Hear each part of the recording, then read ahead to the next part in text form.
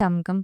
आज हम फिजिक्स का चैप्टर नंबर 2 स्टार्ट करने जा रहे हैं जिसका नाम है काइनीमैटिक्स। उर्दू में भी काइनीमैटिक्स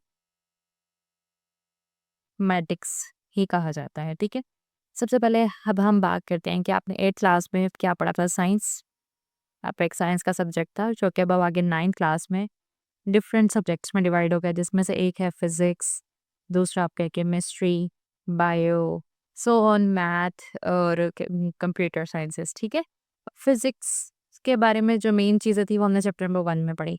अब फिजिक्स से आगे उनकी भी कई ब्रांचेस हैं, डिफरेंट ब्रांचेस है, लेकिन उनमें से एक जो ब्रांच है वो है मैकेनिक्स। हम सिर्फ एक ही ब्रांच की बात आज करेंगे। ठीक है, मैकेनिक्स। मैकेनिक्स में क्या कुछ होता है? मैकेनिक्स में 3 चीज़ें पढ़ी जाती हैं। नंबर 1 जिसे कहते हैं मोशन, उर्दू में हरकत, कि कोई जिस्म हरकत कर रहा है या नहीं कर रहा, रुका हुआ है या अपनी जगह तब्दील कर रहा है कि नहीं कर रहा। इनकी डिफरेंट टाइप्स ऑफ मोशंस होती हैं, ये आगे हम पढ़ेंगे। लेकिन मोशन बेसिकली हरकत के, कोई भी जिस्म जब अपनी जगह तब्दील करा।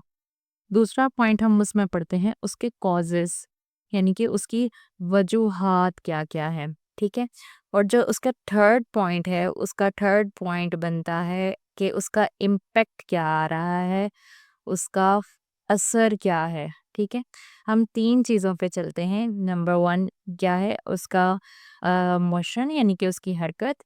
नंबर 2 क्या है? उसके कॉजेज़। और नंबर 3 क्या है? उसका इम्पैक्ट, ठीक है? ये इम्पैक्ट यानी कि उसका असर।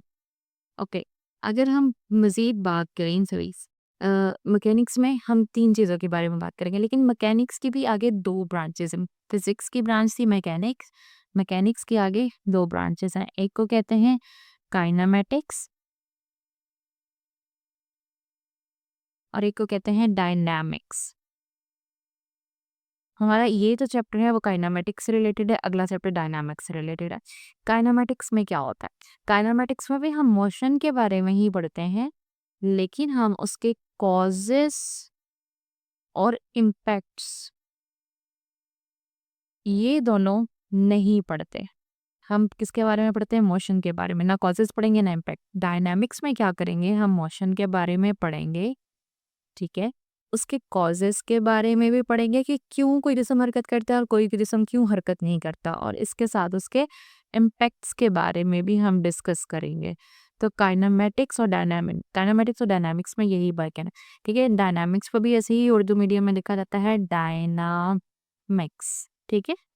और इसमें हरकत, कॉजेज़ और इम्पैक्ट यानी कि हरकत, उसकी वजूहात और उसके असरात, ठीक है? ये सब चीज़ें हम जो है वो डायनामिक्स में डिस्कस कर रहे होते हैं। काइनेमैटिक्स का भी हमारी रियल लाइफ में इस्तेमाल हो रहा होता है और डायनामिक्स का भी हमारी रियल लाइफ में इस्तेमाल हो रहा होता है। फॉर एग्ज़ाम्पल अगर मैं कहूँ कि कोई जिस्म जो है वो हम उसे ऊपर की तरफ उछालते हैं, एक बॉल है, ये बॉल है, ठीक है? इसको हमने ऊपर की तरफ उछाला, उछालने के बाद ये जिस्म नीचे की तरफ आ रहा है।